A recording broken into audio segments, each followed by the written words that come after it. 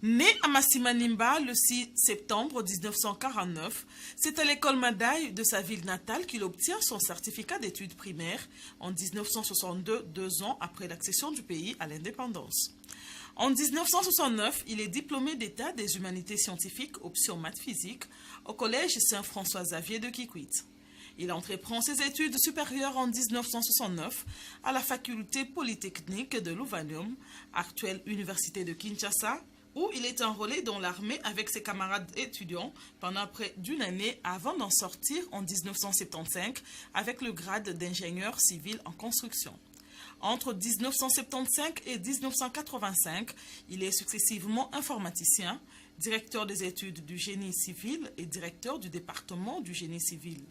En 1986, il est nommé directeur chef des départements à l'ONATRA, actuelle Société congolaise des transports et des ports, avant d'être promu en 2000, administrateur directeur technique et ensuite administrateur directeur général de la même entreprise et président de l'Association nationale des entreprises du portefeuille ANEP. De 2002 à 2006, il est conseiller à la direction générale de l'ONATRA. C'est en 2006 qu'il fait son entrée dans l'arène politique par son élection comme sénateur du Kwilu et questeur élu au Sénat de la République démocratique du Congo. Mabaya est aussi membre de la commission économico-financière et de la bonne gouvernance du Sénat. Président du groupe national ACP Union européenne, Barsena RDC. Ce n'est donc pas étonnant que le regroupement politique Arc-en-Ciel du Congo ait jeté son dévolu sur cet homme non seulement intelligent et intellectuel, mais également sage, réservé et sobre pour la présidentielle du 23 décembre 2018. Candidat déclaré à la présidentielle, Jean-Philibert Mabaya Gizi Amine rêve d'un Congo nouveau et plus fort.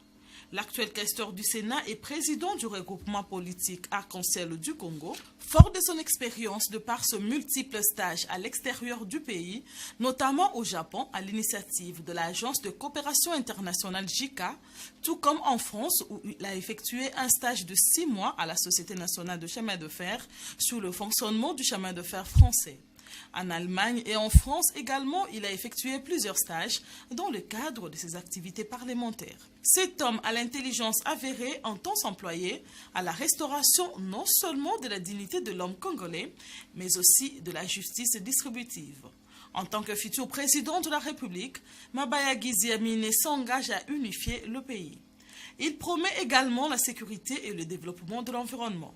Candidat parmi les 26 qui cherchent à briguer la magistrature suprême, le président de l'ACC, bien que très peu connu du public, n'en entend pas moins œuvrer à la transformation des Congolais en le remettant au travail ainsi que pour son bien-être social. Mabaya, l'homme d'une expérience politique avérée, se présente comme le candidat idéal tout indiqué, capable de faire du Congo un pays au cœur de l'Afrique plus fort économiquement.